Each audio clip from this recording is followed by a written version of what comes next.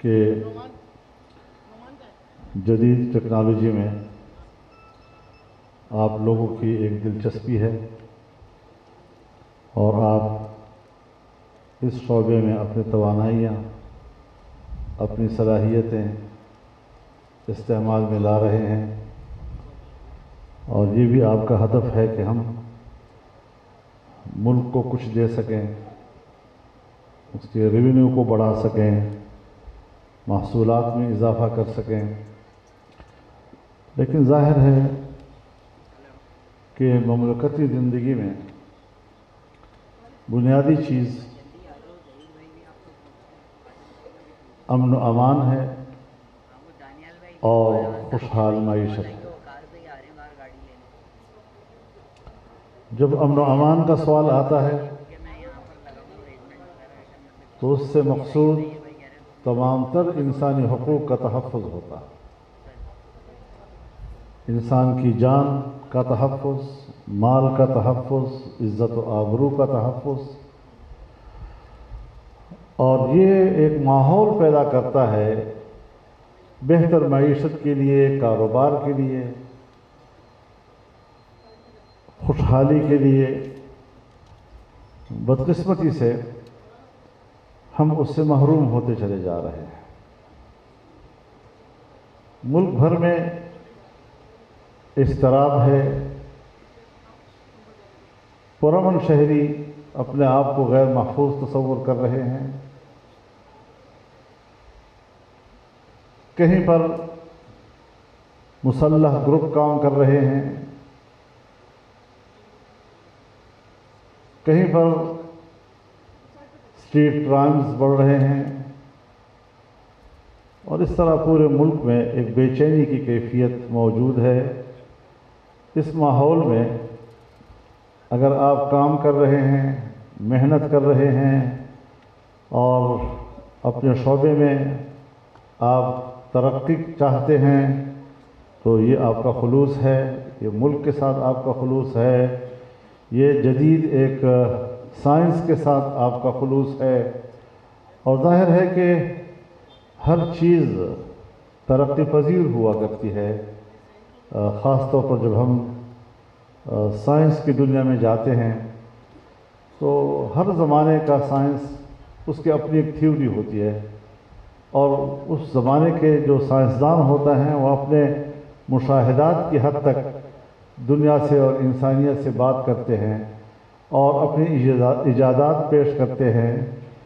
لیکن یہ ہے کہ زمانہ جب بدل جاتا ہے تو انسان کی تفتیش ساتھ ساتھ جاری رہتی ہے اور اس کی تحقیق بھی جاری رہتی ہے۔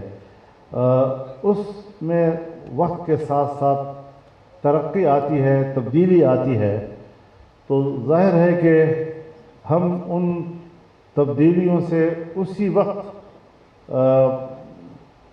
فائدہ حاصل کر سکتے ہیں جب ہم وہ ماحول بھی پاکستان کو دیں گے۔ اس وقت پاکستان میں نہ تو سیاسی استحکام ہے، نہ ہم معاشی طور پر مستحکم ہیں، نہ دنیا ہمارے ساتھ ابھی تک کاروبار کرنے کے لیے آمادہ ہو رہی ہے۔ جن کو پاکستان کی اکانومی کے بارے میں تشویش ہے وہ بھی پریشان کھڑے ہیں کہ پاکستان کو ہم کیسے بچائیں۔ دنیا میں وہ قوتیں بھی ہیں جو پاکستان کو نیست و نابود کرنا چاہتی ہیں۔ ہم عدلیہ کو بھی طاقتور دیکھنا چاہتے ہیں کہ اسی سے لوگوں کو انصاف کی توقع ہوتی ہے۔ ہم پارلیمنٹس کو بھی اپنی دائرہ کار تک محدود رکھنا چاہتے ہیں تاکہ وہ اپنی قانون سازی کا اور عوام کے مسائل پر بحث کرنے کا اور اس کے لیے راستہ نکالنے کے لیے طاقتور کردار ادا کر سکیں۔ لیکن آج ایک ایک ادارہ ہمارا کمزوری کی طرف جا رہا ہے۔ وجہ یہ ہے کہ ہم آئین پر عمل کرنے کو تیار نہیں ہیں۔ ہمارا آئین یہ ایک عمرانی معاہدہ ہے ہم سب کے بیچ میں، چاروں صوبوں کے بیچ میں، تمام قومیتوں کے بیچ میں، تمام افراد کے بیچ میں، اور وہ تقاضا کرتا ہے کہ اس کے مطابق عمل درآمد کیا جائے۔ اگر آئین پر عمل درآمد نہیں ہوگا تو ہم اسی قسم کے اضطراب کا شکار ہوں گے، عدم استحکام کا شکار ہوں گے، جس طرح کہ آج کے ماحول میں آپ روزانہ سن رہے ہیں اور دیکھ رہے ہیں۔ ہم ان چیزوں سے نکلنا چاہتے ہیں اور آئیں تبدیلیاں لائیں. وقت کے حالات کے ساتھ ساتھ ضرورتیں بڑھتی ہیں، تبدیل ہوتی ہیں. آپ ضرور تبدیلیاں لائیں، لیکن اس میں لوگوں کو آپ کا مخصوص سیاسی مفاد نظر نہ آئے. جہاں آپ بہت اچھے الفاظ کے ساتھ، اچھے نظریے کے ساتھ ایک اچھی تجویز سامنے لاتے ہیں، لیکن لوگوں کو یہ بھی ادراک ہوتا ہے کہ اس میں آپ کا ایک اپنا مخصوص سیاسی مفاد پنہاں ہے، تو وہاں اعتماد ختم ہو جاتا ہے. کیسے آپ اعتماد برقرار رکھیں گے؟ کیسے پارلیمنٹ اپنا اعتماد برقرار رکھ سکے گی؟ کیسے ہمارے حکمران اپنا اعتماد برقرار رکھ سکیں گے؟ تو اگر ہم نے واقعی پبلک کے اندر اعتماد پیدا کرنا ہے، اب آج کل ہر عام آدمی اور ہر نوجوان صبح و شام کی تغیرات سے آگاہ. آپ کسی کو خوبصورت الفاظ کے ساتھ اب دھوکہ نہیں دے سکتے. حقائق کی طرف جانا ہوگا اور ان حقائق کو تسلیم کرنا ہوگا. ان کے اصلاح کے لیے آپ کوشش کریں اور ضرورت کی بنیاد پر کریں. ملک اور قوم کی ضرورت کو ضرورت سمجھیں، اپنی ذاتی ضروریات کو ترجیح نہ دیں، تو تب معاملات ٹھیک ہو سکتے ہیں. ہماری دعا ہے کہ اللہ تعالیٰ اس ملک کو ترقی دے، مستحکم کو بنائے اور تمام ادارے مستحکم ہو جائیں تو ملک بہتر طریقے سے آگے چل سکے گا. آپ کے ادارے کو میں خوش آمدید بھی کہتا ہوں. آپ نے جو مجھے عزت دی ہے میں اس کی قدر بھی کرتا ہوں، اور انشاءاللہ اس میدان میں جو قدم آپ آگے بڑھائیں گے، ہماری ناتواں سے ہی لیکن جو صلاحیتیں ہیں ہم آپ کے لیے وقف کرتے ہیں. دیکھیے، حل تو آپ ایک وسیع تر تصور کے ساتھ حل چاہتے ہیں یا ایک مخصوص موروثی معاملے کے حوالے سے حل چاہتے ہیں. تو مسئلے کا جو مستقل حل ہے اس پر تو ہمارا نظریہ یہ ہے کہ ملک میں الیکشن نہیں ہوئے، ملک میں دھاندلی ہوئی ہے. یہ اسٹیبلشمنٹ کی اسمبلی ہے جو بیٹھی ہوئی ہے، اس کا عوام کی نمائندگی سے تعلق نہیں ہے.